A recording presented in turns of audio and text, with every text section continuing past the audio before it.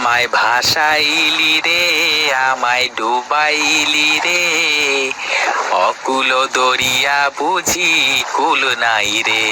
আমায় ভাসাইলি রে, আমায় ডুবাইলি রে। দেবে ভাসিয়ে দি আমার মেয়ে দুটোকে, ভাসিয়ে দি নদীতে, ভাসিয়ে দি আমার মেয়ে দুটোকে।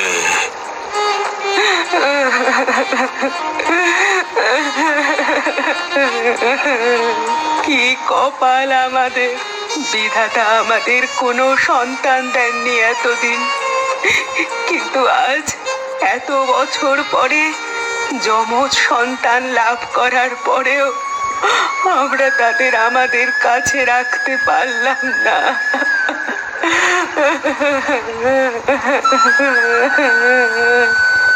কেঁদো না গিন্নি, কেঁদো না।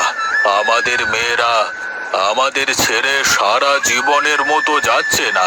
ওরা শুধু কয়েকটা বছর আমাদের ছেড়ে থাকবে, তারপরে আমাদের মেয়েদের আমরা ফিরিয়ে আনবো।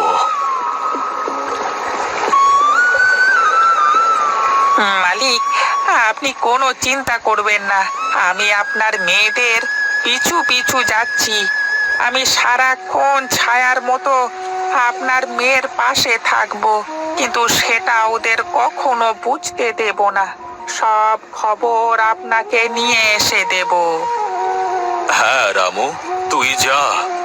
আমার মেয়েদের সব সময় খেয়াল রাখিস কেমন, আর কখন কি ঘটে আমাকে এসে বলে দিবি।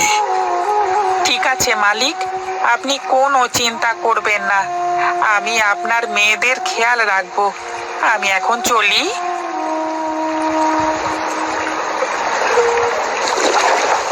হে বিধাতা, আমার এই দুনিয়ায় আপন বলতে কেউ নেই। তুমি আমাকে কেন আপন লোক দিলে না বিধাতা? দুনিয়াতে এত লোক থাকতে আমাকে একটাও আপন লোক দিলে না। এমন কেন করলে বিধাতা, এমন কেন করলে?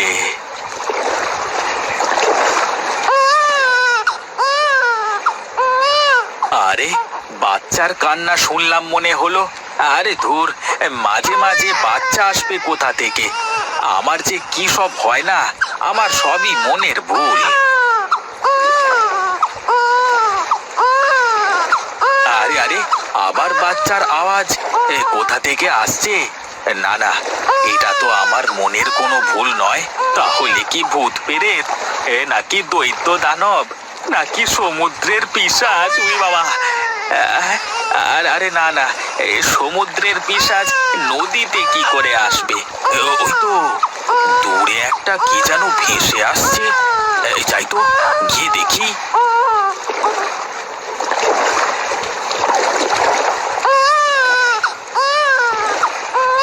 হায় বিধাতা, এ কি সর্বনাশী কাণ্ড! কে ফুটফুটে বাচ্চা দুটোকে এভাবে জলে ভাসিয়ে দিয়েছে? এখন আমি এই বাচ্চা দুটোকে নিয়ে কি করব? তবে কি বিধাতা আমার আপন মানুষকে পাঠিয়ে দিলে আমার কাছে? না, আমি বাচ্চা দুটোকে বাড়িতে নিয়ে যাই। ওদের আমি নিজের হাতে মানুষ করে তুলবো। তুমি ধন্য বিধাতা, তুমি ধন্য। তোমার প্রতি হাজার শুকরিয়া এই অসহায় মাঝির মনের কথা শোনবার জন্য।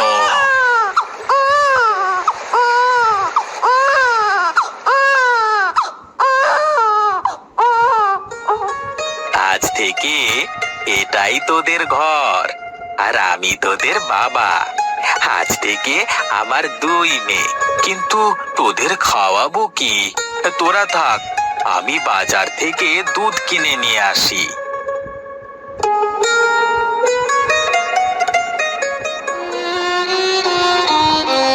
বল বল রামু, কি খবর নিয়ে এসেছিস বল। খবর খুব একটা ভালো নয় বাবু। খবর ভালো না? তুই কি বলতে চাইছিস? সবকিছু খুলে বল তো আমাকে। আপনাদের মেয়েদেরকে এক মাঝি পেয়েছে। আপনার মেয়ে দুটোকে শিমুলতলি গ্রামের মাঝি হারান তার নদীর পাশে ছোট্ট একটা কুঁড়ে ঘরে আশ্রয় দিয়েছে। যাক, তাহলে অবশেষে কেউ পেয়েছে তোমার মেয়েটাকে। আমি তো আরো বড্ড দুশ্চিন্তায় ছিলাম যে মেয়ে দুটো যদি কোনো মানুষের হাতে না পড়ে তাহলে কি হবে। দুঃসংবাদ একটাই যে ওই হারান মাঝির আপন বলতে কেউ নেই। ওই মাঝি আপনার মেয়ে দুটোকে ওর নিজের মেয়ের পরিচয় দিয়েছে। ও ভাবছে হয়তোবা সৃষ্টিকর্তা মেয়ে দুটোকে ওর কাছে পাঠিয়ে দিয়েছেন।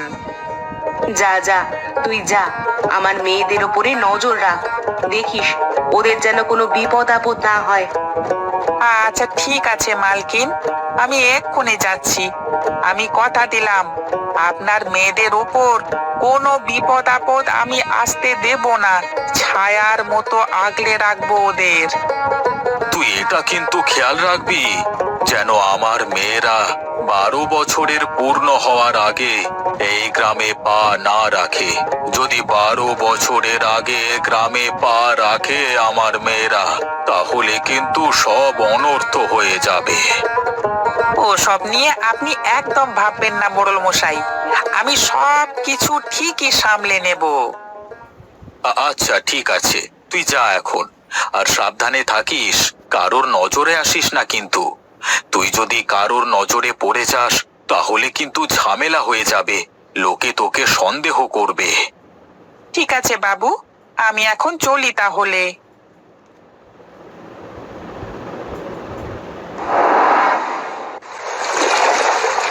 মারে, তোরা শক্ত করে ধরে বসে থাকিস কিন্তু, এই নদীতে অনেক স্রোত, আবার তোরা ঠিকঠাক সাঁতারও জানিস না।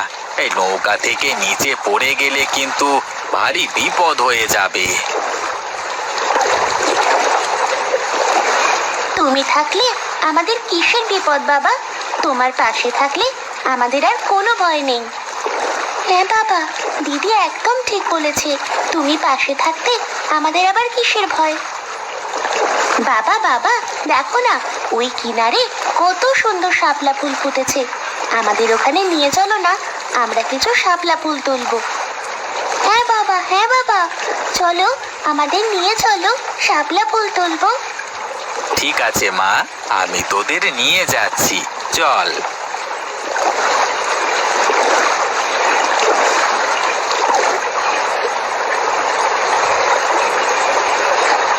দেখো বাবা, কি সুন্দর শাপলা ফুল। হ্যাঁ, অনেক নৌকাতে চড়ে ঘোরা হয়েছে, এখন চলো দেখি বাড়িতে চলো। বাড়ি গিয়ে তো আবার আমাকে রান্না চাপাতে হবে। হ্যাঁ তাই চলো বাবা, তাই চলো।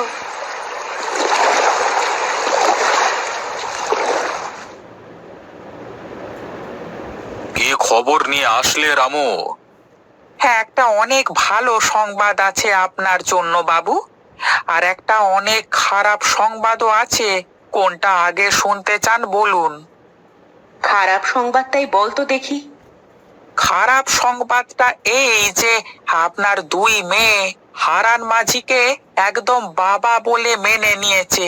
ওরা দুই মেয়ে হারান মাঝিকে ছাড়া কিছুই বোঝে না, আর দুই মেয়ে যেন হারান মাঝির চোখের মণি, সারাদিন ওদের নিয়ে মেতে থাকে, খুব খেয়াল রাখে ওদের। এই কয়েক বছরে ওদের মধ্যে অনেক ভালো সম্পর্ক গড়ে উঠেছে, যে সম্পর্ক ভাঙা মুশকিল। তাহলে কি আমি আমার মেয়েদের কোনোদিন আপন করে পাবো না? কোনোদিন বুকে জড়িয়ে রাখতে পারবো না? চিন্তা করো না লক্ষ্মী, আমার মেয়েরা যখন জানতে পারবে আমরাই ওদের আসল বাবা মা, আর আমাদের সমস্যার কথা যখন শুনবে ওরা, তখন ওরা ঠিকই আমাদের কাছে ফিরে আসবে, তুমি দেখে নিও। আসলে আমারও সেটাই মনে হয়। কেউ এই রাজপ্রাসাদ ছেড়ে ওই ভাঙা কুঠিরে কেন থাকতে চাইবে? আগামী পূর্ণিমাতে আপনার মেয়েদের 12 বছর পূর্ণ হবে, আর ওদের অভিশাপ মুক্ত হবে। হ্যাঁ হ্যাঁ, আমরা জানি, সেই কবে থেকে এই দিনটার জন্য আমরা অপেক্ষা করছিলাম। তুই যা, হারান মাঝিকে আমার কাছে ডেকে নিয়ে আয়, এখন সময় হয়েছে ওই মাঝিকে সব সত্যি বলে দেওয়ার। ঠিক আছে বাবু, আমি এখনই যাচ্ছি। না রামু, এখন নয়, পূর্ণিমার দিন আমরা নিজেরাই যাব আমাদের মেয়েদেরকে ফিরিয়ে আনতে। এখন যদি মাঝিকে সব কথা বলিস তাহলে ও পালিয়ে যেতে পারে।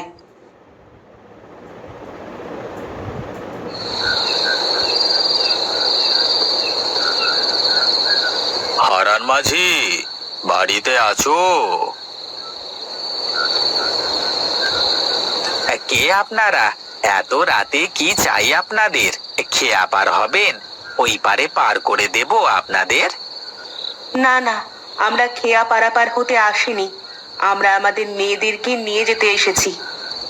আপনাদের মেয়ে মানে? আপনাদের মেয়েকে আমি কোথায় পাবো? কেন, যে তোর পেছনে দাঁড়িয়ে আছে। আরে আরে, আপনারা কি পাগল হয়ে গেছেন? আপনারা কি বলছেন? আপনারা কি জানেন? কেন, তুই কি ভুলে গেছিস? আজ থেকে ঠিক 12 বছর আগে একটা কাঠের বাক্সের মধ্যে তুই এই মেয়ে দুটোকে কুড়িয়ে পেয়েছিলিস। বাবা, এরা কারা? এরা এসব কি বলছে? এগুলো কি সত্যি বাবা? তুমি কি আমাদের কুড়িয়ে পেয়েছো? বলো বাবা, বলো, তুমি চুপ করে আছো কেন? বলো, ওরা কি আমাদের বাবা মা? তুমি কি আমাদের বাবা নও? আরে না রূপা, ওরা আমাদের বাবা মা নন। নিজের ছেলে মেয়েকে কেউ কখনো কাঠের বাক্সে নদীতে ভাসিয়ে দেয়? ওরা মিথ্যে বলছে। বিশ্বাস করো মা, আমরাই তোমাদের বাবা মা। আর এই যে রামু কাকা ছোটবেলা থেকে তোমাদের দূর থেকে অনেক সাহায্য করে এসেছে। তুমি আমাদের মা বাবা নও। তুমি আমাদের মা বাবা হলে আমাদেরকে কখনো নদীতে ভাসিয়ে দেবে না। তোরা শুনতে চাস? তোরা শুনতে চাস সেদিন কি হয়েছিল? কেন আমরা তোদের ভাসিয়ে দিতে চেয়েছিলাম? আমার শ্বশুর মশাইয়ের 3 বউ ছিল, কিন্তু আমার শ্বশুর মশাইয়ের কোনো ছেলে সন্তান ছিল না। আর তাই সে জোর করে তোর বাবাকে এক মহিলার কাছ থেকে কেড়ে নিয়ে সেই মহিলাকে মেরে ফেলে। আর সেই মহিলা মরার আগে অভিশাপ দিয়ে গিয়েছিল, আমাদের বংশের সব ছেলেমেয়েরা 12 বছর বয়স হলে মারা যাবে। আর এই অভিশাপ থেকে মুক্তির বড় একটাই উপায় ছিল, তোদের জন্মের 3 দিনের মধ্যে তোদেরকে এই গঙ্গার জলে ভাসিয়ে দেওয়া। এখন তোরা অভিশাপ মুক্ত। আমরা তোদের দেখতে আসলে তোরও একই ক্ষতি হতো মা, তাই আমরা তোদের দেখতে আসতে পারিনি। কিন্তু আমরা তোদের সব সময় দূর থেকে খেয়াল রেখেছি। আমরা পাঠিয়েছিলাম তোর কাকাকে তোর খেয়াল রাখবার জন্য। বলো না বাবা, এরা যা বলছে তা কি সত্যি? হ্যাঁ বাবা, বলো, এরা কেন এমন বলছে? এদের কথা কি সত্যি? হ্যাঁ রে মা, ওরা সত্যি বলছে। আমি আসলে তোদের নদীতে কুড়িয়ে পেয়েছিলাম, কিন্তু আমি জানি না যে ওরা তোর সত্যি বাবা মা কিনা। আচ্ছা আচ্ছা, তোরা আমাকে একটা কথা বল, তোদের কি কখনো মনে হয়েছে যে আমি তোদের আসল বাবা না? না বাবা, আমার এমন কখনোই মনে হয়নি। আমারও কখনো মনে হয়নি বাবা। আরে ওদের মনে হওয়া না হওয়াতে কি আসে যায়? সত্যি তো এটাই যে আমরাই ওদের আসল বাবা মা। হতে পারে আপনি ওকে জন্ম দিয়েছেন, আর আপনার স্ত্রী ওকে 10 মাস 10 দিন পেটে ধরেছে, কিন্তু আমি 12 বছর ধরে ওদের দেখাশোনা করেছি, ওদেরকে বড় করে তুলেছি। এখন আপনারাই বলুন, কে আসল বাবা? তুমি আমাদের আসল বাবা। আমরা তোমার সাথে থাকতে চাই। হ্যাঁ বাবা, তুমি এতদিন ধরে আমাদের দেখাশোনা করেছো, আমাদের কোনো কিছুর অভাব বুঝতে দাওনি। আমি তোমাকে ছেড়ে কোথাও যাব না। আপনারা চলে যান, আমাদেরকে আমাদের মতো থাকতে দিন। তোরা রাজপ্রাসাদ ছেড়ে এই ভাঙা ঘরে কি করবি? কি করে থাকবি এখানে? আমরা এই ভাঙা ঘরে 2 বোন আমাদের বাবার সাথে অনেক সুখে আছি। যদি আপনারা সত্যি আমাদের জন্ম দিয়ে থাকেন, তাহলে নিশ্চয়ই আমাদের সুখ চাইবেন। আর আপনারা এখানে যদি কখনো না আসেন, তাহলে আমরা আমাদের বাবার সাথে সুখে থাকতে পারবো। আপনারা দয়া করে এখান থেকে চলে যান। ঠিক আছে, তোরা যখন এখানেই থাকতে চাস তাহলে থাক, আমরা আর কখনো তোদের সামনে আসবো না। চলো গিন্নি, এখানে থেকে আর কোনো লাভ নেই।